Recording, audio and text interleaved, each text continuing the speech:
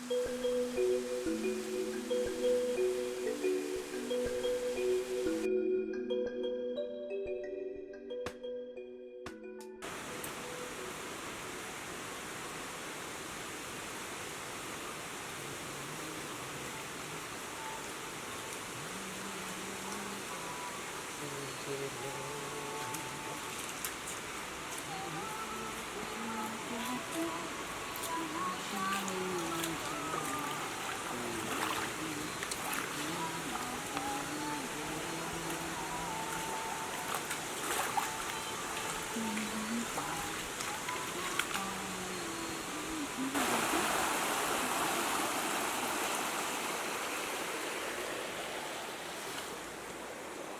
this project is essentially about a tribe called the Lisu, who live inside Namdapha National Park, right on the Indo-Myanmar border in Arunachal Pradesh.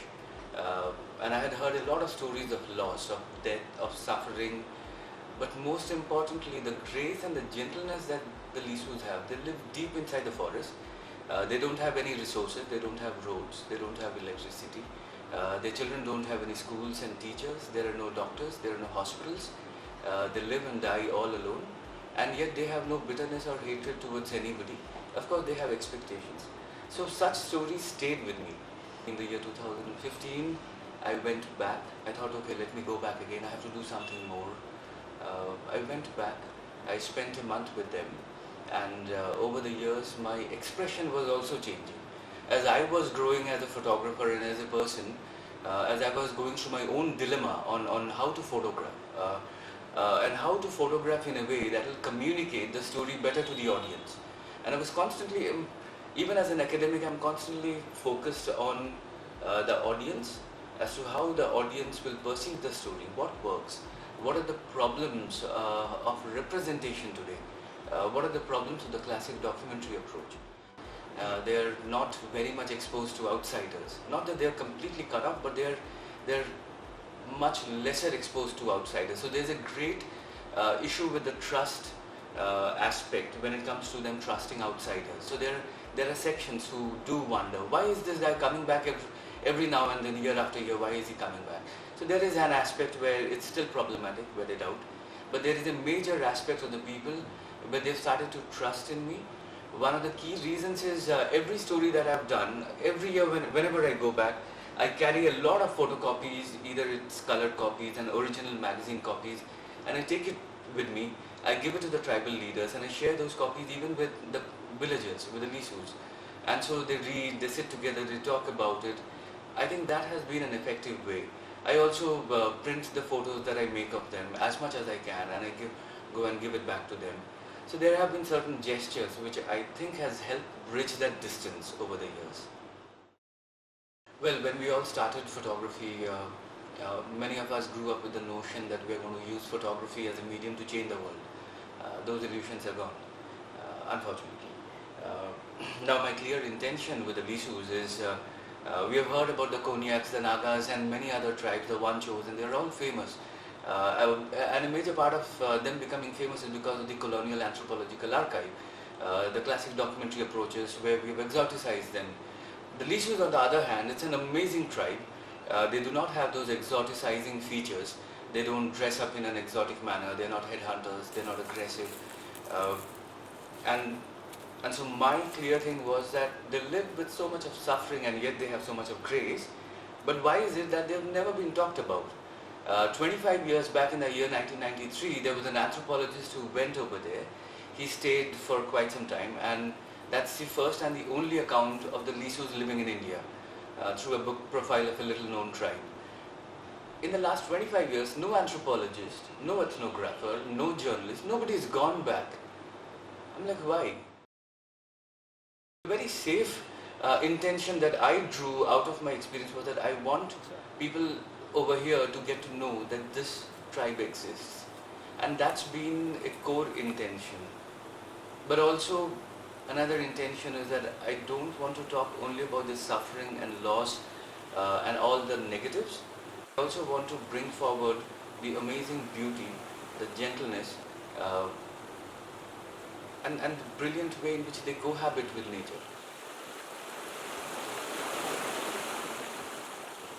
when I started photographing the Lisus in the year 2013, I distinctly remember that I went and made very studio portraits with a black backdrop. So I had decontextualized them. I used artificial lighting. They looked good. I asked them to come dressed in their traditional attire. So they had these headgears and their hemp jackets that is part of the Lisu traditional attire. I photographed them in that. I felt pretty good about it. I came back. Only over the years of engagement I realized that I'm adding to the problem of representation.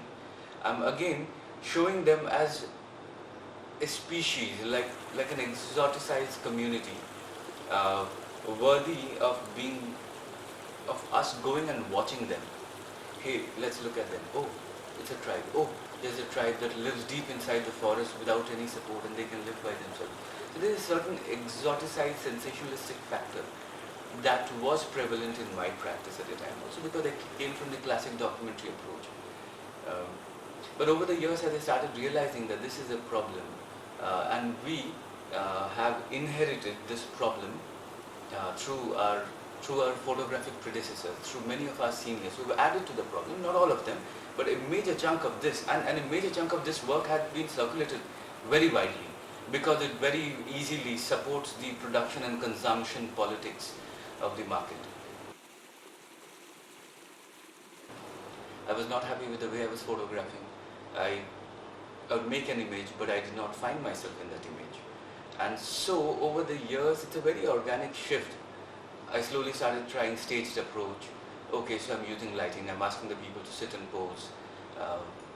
But then gradually, a step at a time, it slowly moved more into the conceptual zone. In photography, we show the body of somebody, the physical, the anatomical aspect. What happens to the heart? What happens to the mind? What happens to the feelings of these people?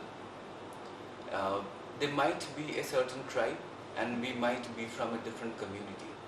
So at the spirit of the human level, we are all the same in a certain way. I did not want my practice to be feeding on the differences, but I wanted to find a way to bridge these differences. Professor A.K. Ramanujan from the University of Chicago, in one of his books, Folktales of India, he talks about self-sufficient village communities to be mythical entities. That one line stayed with me. How is it that self-sufficient village communities are mythical entities? And then I started deliberating on what does it mean to be self-sufficient, especially given that now we can't even sew a button on our goddamn shirts. And here these guys make their own house, they toil, they do every single thing. They teach their own children, they treat their sick, they have knowledge of the plants, the herbs, they have traditional wisdom, they're really good at making things from furniture to their house to every single thing that we can't do. You go into their villages, you won't for a moment think, oh, it's not governed and controlled by the modern governance structures of law and order. You just see it as a beautiful, serene people who are very organized. They have their own democratic governance system. So they're not far removed from us and they're managing everything by themselves. So how can they do that?